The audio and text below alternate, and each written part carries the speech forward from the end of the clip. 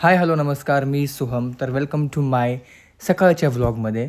तर मी सकाळ सकाळी असं बुजगवण्याच्या रूपामध्ये उठलो होतो. ब्लँकेट अंगावर पांघरून घेतलं होतं कारण की थंडी होती आणि आज मला जायचं होतं व्हिडिओ शूटसाठी. तर मग काय, आमचे राजे तयार होत होते. राजांचं वस्त्रार्पण चालू होतं कारण की राजे 9 वाजता बरोबर राजांचा घोडा येतो आमच्या गावच्या मंदिराच्या मागे.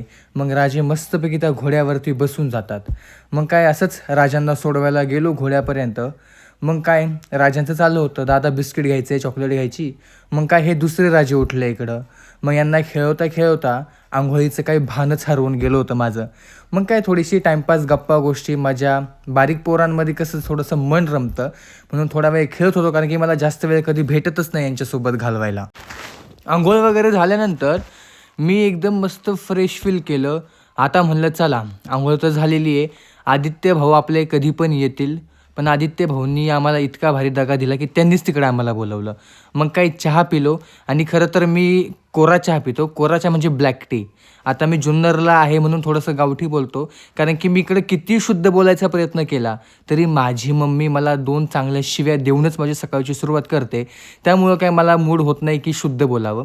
मग असं करता करता मी छान असं ड्रेसअप केलं, छान तयार झालो, रेडी झालो कारण की मला जायचं होतं शूटसाठी.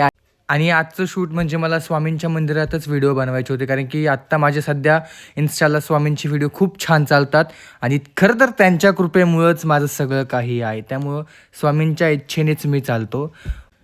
मग असं करता करता मी निघालो आदित्यच्या घरी आणि खरं तर हा माझ्या गावाकडचं वातावरणाचा व्ह्यू आहे बरं का.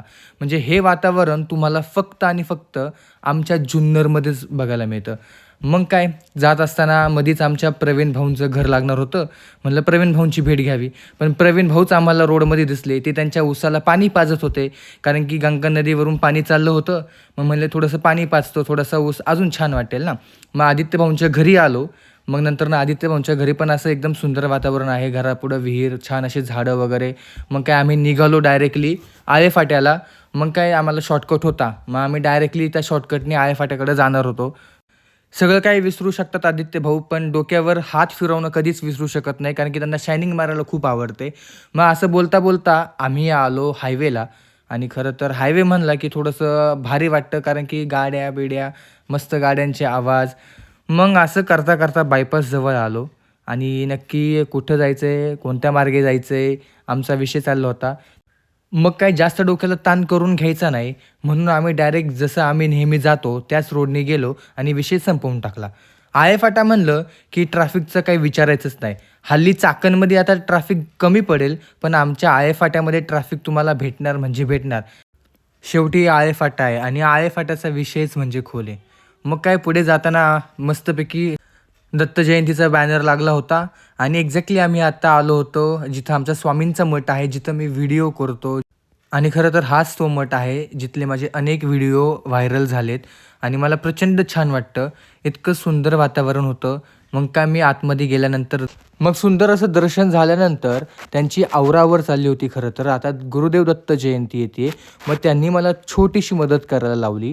मग काय, आपला एक हात कायम मदतीसाठी असतोच. मग स्वामी सेवा करायला मी कधीच पुढे मागं बघत नाही आणि कोणताही फेमचं मला काही घेणं देणं नसतं. मी कितीही मोठं काम करू द्या, मी स्वामी सेवा करतो म्हणजे करतो. मग काय, तिथं सुंदर असं त्यांना आवरावर करून दिली. छान पूर्ण मंदिर त्यांना रिकामं करून दिलं, फोटो वगैरे खाली करून दिले आणि मग त्यांना पण टाटा बाय बाय करून मी निघालो माझ्या घरी जायला. मग काय, आम्ही आलो आळेफाट्याच्या चौकामध्ये आणि आदित्य भाऊंना म्हणलं होतं काय खायचं आहे का काय. आदित्य भाऊ म्हणले मला तर काय खायचं नाही, आता तिथं सेवा करूनच माझं पोटच भरलं आहे. मग म्हणलं चल तरी पण आपण एक एक पाणीपुरी खाऊ. भाऊंना पाणीपुरी काय आवडत नव्हती पण तरी खाल्ली.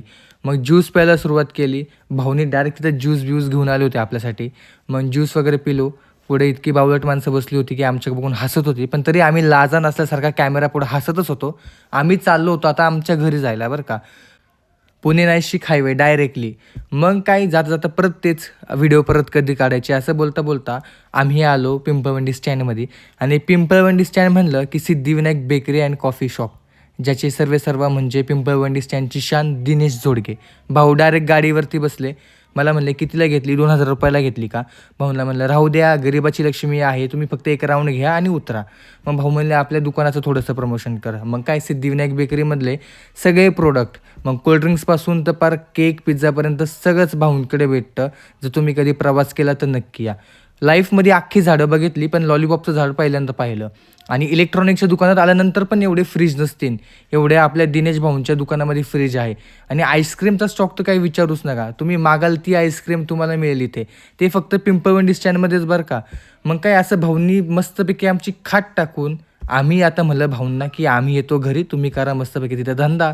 मग काय आम्ही निघालो आमच्या घरी जायला. मग तुम्हाला व्लॉग आवडला असेल तर लाईक करा, सबस्क्राईब करा आणि बाकीचं शानपणा नंतर. Tata bye bye.